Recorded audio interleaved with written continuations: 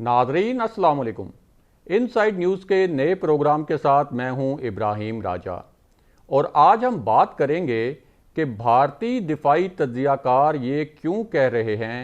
कि चीन की नज़र भारत के ज़ेरे तसल्लुत सियाचिन के इलाके पर है और पाकिस्तान और भारत के दरमियान कारगिल जंग में जो होते होते रह गया था अब वो हो सकता है।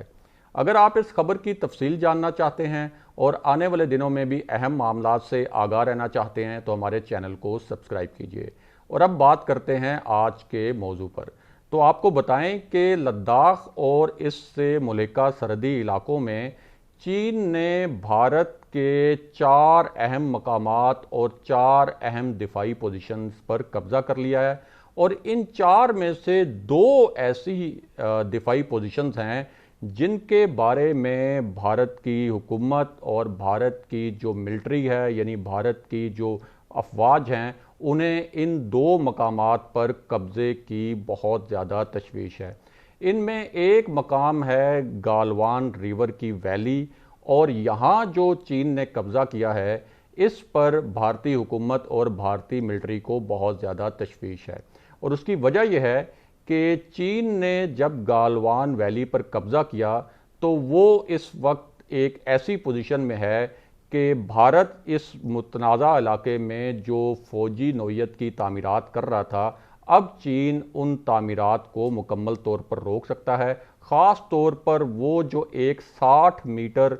तवील पुल बनाने की कोशिश कर रहा था भारत, जो कि फ़ौजी मकासद के लिए बनाया जा रहा था, अब चीन उस पुल की तामीर को मुकम्मल तौर पर रोकने की पोजीशन में है। और भारत के लिए ये बहुत ज़रूरी था कि भारत आइंदा सर्दियां आने से पहले इस पुल की तामीर मुकम्मल करे, क्योंकि भारतीय तज्जियाकारों के मुताबिक अगर भारत ये फ़ौजी नौइयत का पुल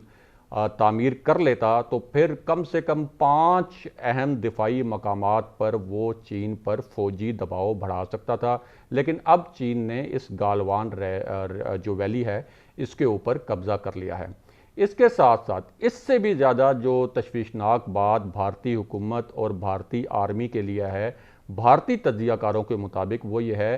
कि दौलत बेग ओल्डी सेक्टर में जो चीन ने कब्ज़ा किया है भारतीय इलाके पर वो भारत के लिए बहुत ही तशवीशनाक करार दिया जा रहा है। और उसकी वजह ये बताई जा रही है कि अगर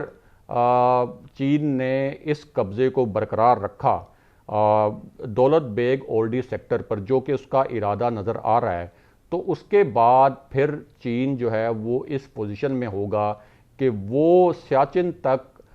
जो भारतीय फ़ौज की रसद है उसको काट सकता है और फिर चीन इसी सेक्टर के ज़रिए सियाचिन तक भी पहुंच सकता है। और इस सिलसिले में भारतीय दिफाई तज्जियाकार मुख्तलिफ नक्शों और चार्ट्स की मदद से मुख्तलिफ पॉइंट्स बता रहे हैं कि ये जो दौलत बेग ओल्डी सेक्टर है ये कितना अहम है। और चीन ने जब इस सेक्टर पर कब्ज़ा किया तो यहाँ चीन ने बंकर्स भी बनाए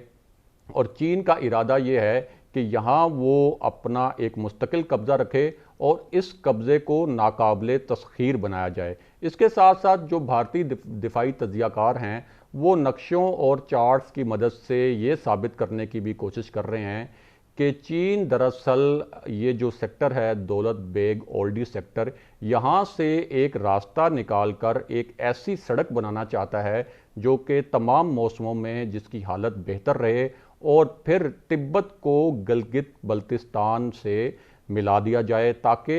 पाकिस्तान और चीन के दरमियान जो ज़मीनी रवाबित हैं और जो ज़मीनी कनेक्शन है उसको मज़ीद बेहतर किया जाए। इसके साथ साथ भारतीय तज्जियाकार नक्शों की मदद से और चार्ट्स की मदद से ये भी बता रहे हैं कि चीन अगर इस सेक्टर पर काबिज रहता है जैसा कि उसका इरादा है तो फिर एक तो वो सियाचिन के लिए जो भारतीय फ़ौज की रसद है उसको भी काट सकता है और ज़रूरत पड़ी अगर ये तनाज़ा बढ़ता है तो फिर पाक फ़ौज और चीनी फ़ौज मिलकर सियाचिन का वो इलाका जो कि इस वक्त भारत के ज़ेर तसल्लुत है वहाँ मुश्तरका कार्रवाई भी कर सकते हैं। ये जो तज्जिया है ये भारत के जो दिफाई तज्जियाकार हैं उनका ये तज्जिया है। अब इसके बाद क्या होने जा रहा है ये थोड़ा सा आपको आगे चलकर बताते हैं, लेकिन पहले आपको इस पूरे तनाज़े का एक मुख्तसर सा पस मंज़र बता दें। और वह पस मंज़र ये है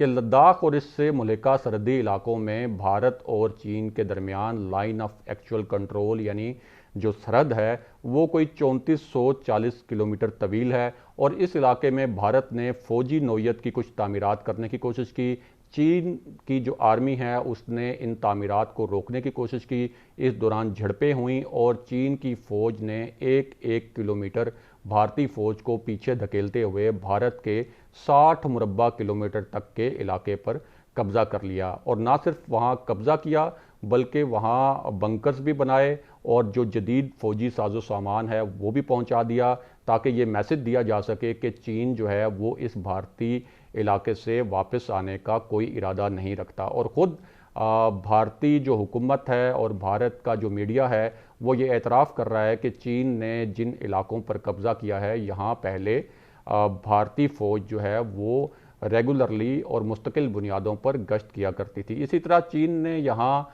14,022 फुट की बुलंदी पर जो उसका एयरपोर्ट है, जिसे दुनिया का चौथा बुलंद तरीन एयरपोर्ट कहा जाता है, वहाँ जंगी जहाज़ भी पहुँचा दिए हैं, जिससे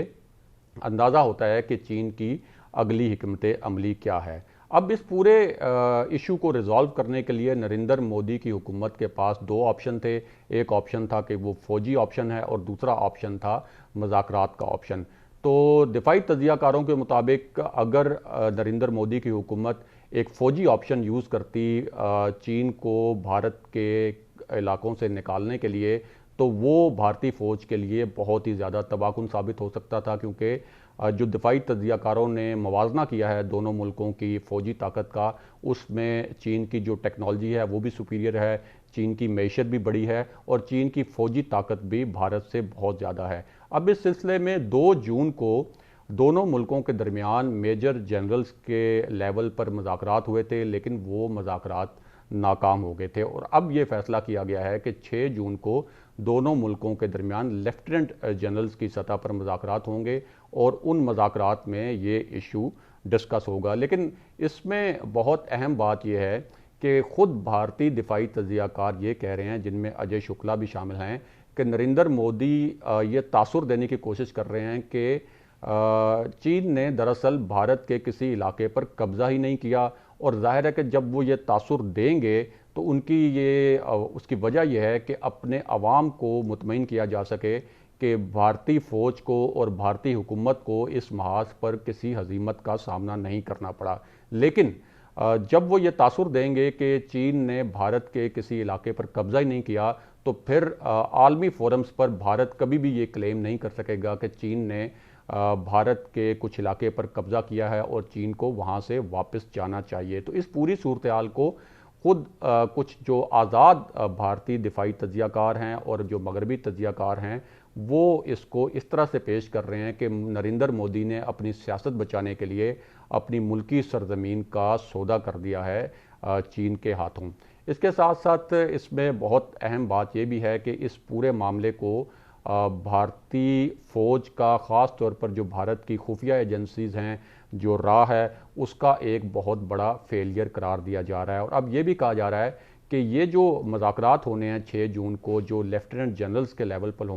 पर होंगे, उसमें चीन को एक सुपीरियर पोजीशन हासिल है, यानी चीन को एक बर्तरी हासिल है। इसलिए चीन जो है वो ऐसी नाकाबिले कबूल शराइत पेश करेगा इस मुज़ाकरात के अमल में जो कि किसी भी हुकूमत के लिए नाकाबिले कबूल होनी चाहिए। लेकिन नरेंद्र मोदी चूँकि हजीमत से बचना चाहते हैं और ये हकीकत तस्लीम नहीं करना चाहते कि उनकी हुकूमत को और उनकी फ़ौज को वहाँ शर्मिंदगी का सामना करना पड़ा है और उन्हें वहाँ शिकस्त हुई है, तो इसलिए चीन और भारत के ये जो मुज़ाकरात होंगे इसमें भारत अपना जो ज़ेरे कब्ज़ा इलाका है, यानी जिस इलाके पर चीन ने कब्ज़ा कर लिया है उसको सरेंडर कर देगा। ये जो आज़ाद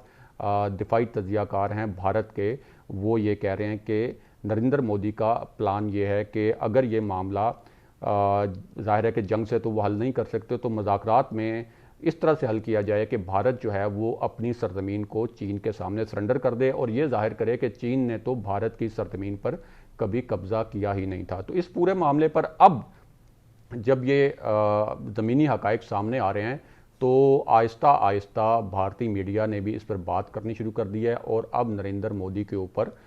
इस पूरे मामले पर तनकीद हो रही है। लेकिन सबसे अहम फैक्टर जो है वो ये है कि पाकिस्तान को बार बार इस पूरे इशू में इन्वॉल्व करने की कोशिश की जा रही है और भारतीय सरकारी ज़राए से भारतीय मीडिया को ख़बरें फीड की जा रही हैं और जिनमें यह भी कहा जा रहा है कि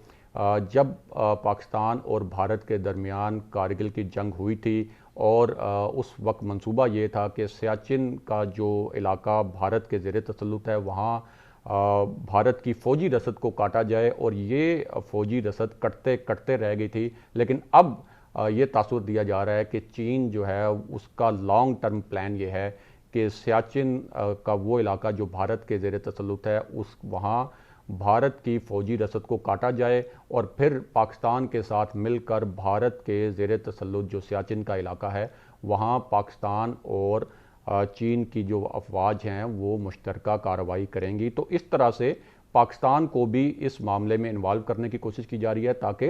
पाकिस्तान के ख़िलाफ़ भारतीय अवाम के जो जज्बात हैं उनको भड़काया जा सके। अब ये फ़ैसला जो है वो 6 जून को जो मुज़ाकरात होने हैं कहा तो ये जा रहा है कि उसमें ये फ़ैसला होगा कि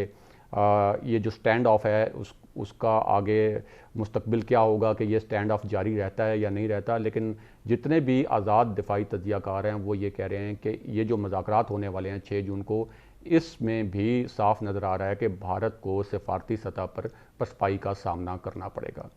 नाज़रीन, आज के प्रोग्राम में हमने आपके साथ जो ख़बर शेयर की, आज हमने आपके सामने जो तज़्ज़िया पेश किया, इसके मुतल्लिक कमेंट कीजिए, इसके मुतल्लिक फ़ीडबैक दीजिए और अगर आप आने वाले दिनों में भी अहम मामलात से आगाह रहना चाहते हैं तो हमारे चैनल को सब्सक्राइब कीजिए। अगले प्रोग्राम तक के लिए खुदा हाफ़िज़।